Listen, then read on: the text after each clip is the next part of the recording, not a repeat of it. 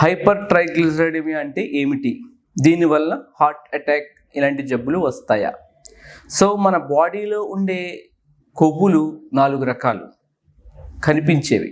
ఒకటి HDL cholesterol అంటే high density cholesterol which is considered good cholesterol. Second one is LDL cholesterol. Third one is triglycerides and fourth one is very low density lipoprotein cholesterol, VLDL cholesterol అంటారు. Isolated triglycerides అంటే LDL బాగుంది, HDL బాగుంది, VLDL బాగుంది, triglycerides ఒక్కటే ఎలివేటెడ్గా ఉంటే మనకి ఏమైనా ఇబ్బందా అనేది ఈరోజు టాపిక్. ట్రైగ్లిజరైడ్స్ ఎవరిలో పెరుగుతాయి అంటే జనరల్గా మీరు ఏమైనా లైపిడ్ ప్రొఫైల్ కనుక మీరు గమనించినట్లయితే ట్రైగ్లిజరైడ్స్ పెరిగిన ప్రతి చోట ఎల్డిఎల్ కొలెస్ట్రాల్ హైగా ఉంటుందండి. ఎందుకంటే ఎల్డిఎల్ అనేది అందరిలోనూ ఎక్కువ ఉంటుంది, ట్రైగ్లిజరైడ్స్ అందరిలోనూ ఎక్కువ ఉండదు. సో మరి ట్రైగ్లిజరైడ్స్ ఒక్కటి ఎవరిలో ఎక్కువ ఉంటుంది? నెంబర్ 1, మనము జంక్ ఫుడ్స్ ఎక్కువ తింటూ ఉంటామండి.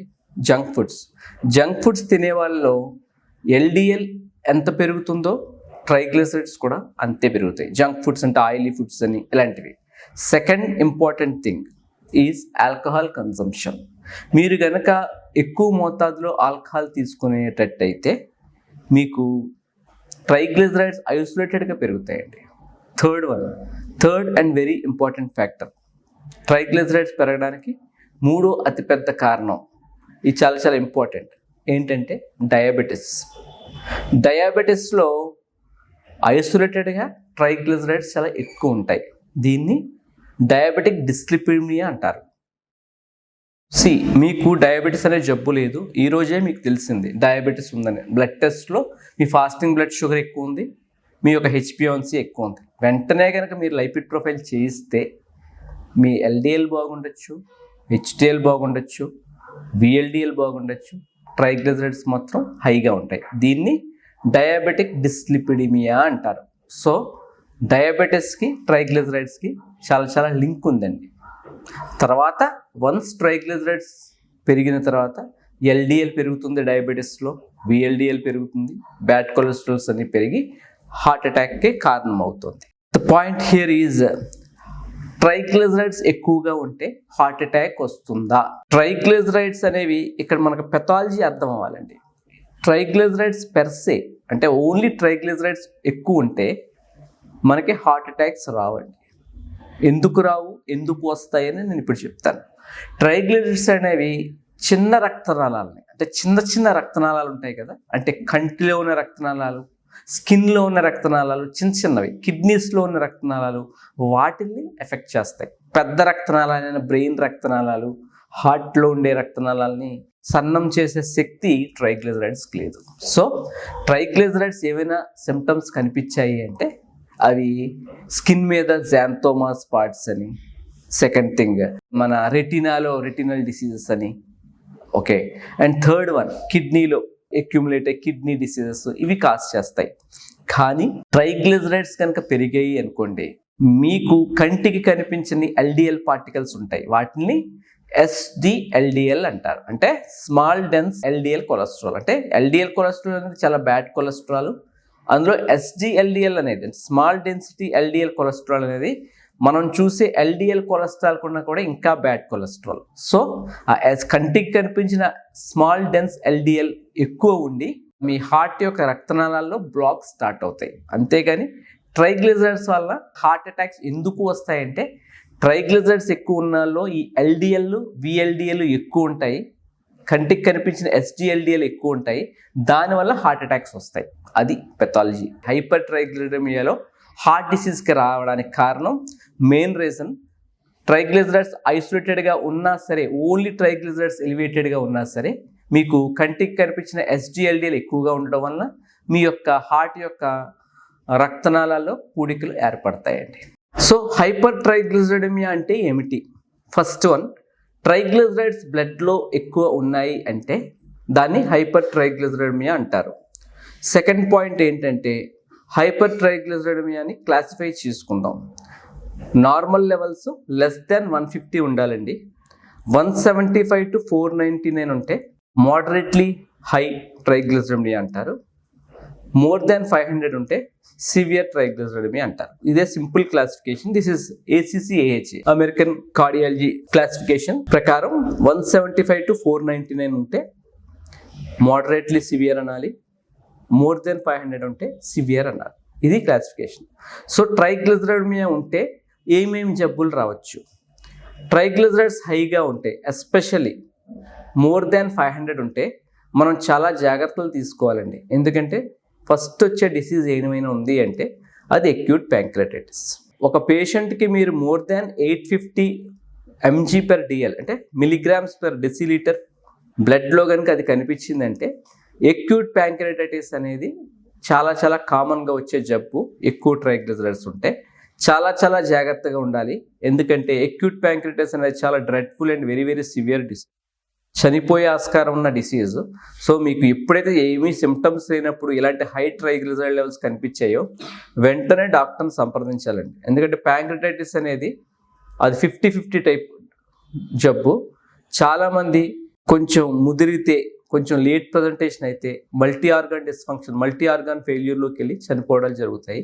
సో అంత డేంజరస్ థింగ్ అది అక్యూట్ ప్యాంక్రియాటైటిస్ అనేది. సెకండ్ వన్, ఎప్పుడైతే ట్రైగ్లిజరైడ్స్ హై ఉన్నాయో దాంతోపాటు మీకు ఓన్లీ ఐసోలేటెడ్గా ట్రైగ్లిజరైడ్స్ హై ఉన్నా మీకు స్మాల్ డెన్సిటీ LDL అంటే కంటికి కనిపించిన LDL పార్టికల్స్ ఎక్కువ ఉండడం వల్ల హార్ట్ అటాక్స్ వస్తాయి. ఒకవేళ ట్రైగ్లిజరైడ్స్ పెరిగాయి అంటే మోర్ దెన్ 500 ఉన్నాయంటే దానితో పాటు గ్యారంటీగా LDL అంటే బ్యాడ్ కొలెస్ట్రాల్, LDL VLDL కూడా హై ఉంటాయి. దానికి కూడా కంపల్సరీగా చికిత్స తీసుకోవాలి. ఎందుకంటే లాంగ్ రన్లో మీరు అలాగే ఇగ్నోర్ చేసి ఉంటే 1 to 2 years కూడా హార్ట్ అటాక్స్ వచ్చే ఛాన్సెస్ ఉంటాయి. మేము రీసెంట్గా చాలా చూస్తున్నాము.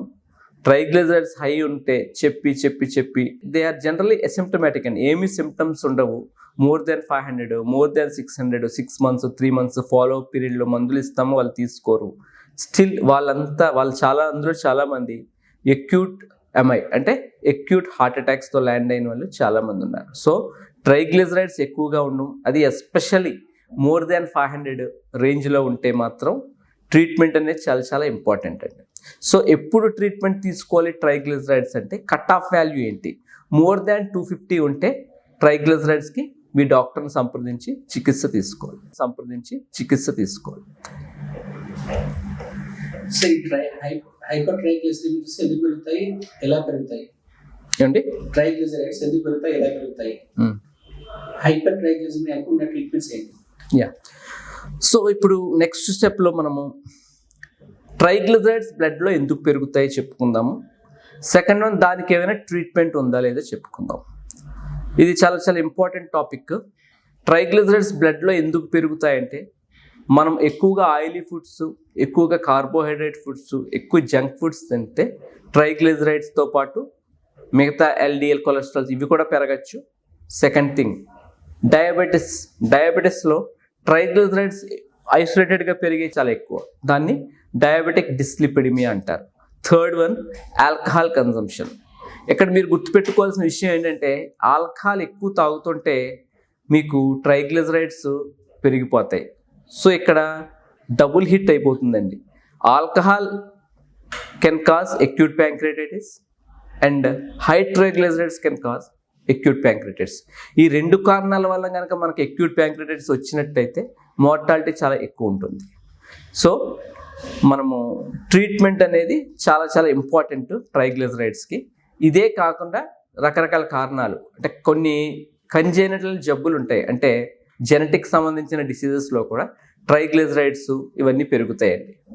ఇవన్నీతో పాటు జెనెటిక్ డిసీజెస్తో పాటు మనం తినే తిండి బట్టి, మనం ఎక్సర్సైజ్ చేయకపోయినా, ఎక్కువగా సాఫ్ట్వేర్ ఇంజనీర్స్ లాగా ఐడియల్గా ఒకే చోట కూర్చొని వర్క్ చేస్తున్న, lack of proper physical activity ఉన్న, ఆల్కహాల్ ఎక్కువ కన్జ్యూమ్ చేస్తున్నా, అండ్ మీ డయాబెటీస్ ఉండి ఎవ్రీ 6 monthly ఆర్ 3 monthly మీరు లైపిడ్ ప్రొఫైల్ చెక్ చేసుకోకపోయినా, ఇవన్నీ కూడా మెయిన్ రీజన్స్ ఫర్ ట్రైగ్లిజరైడ్స్.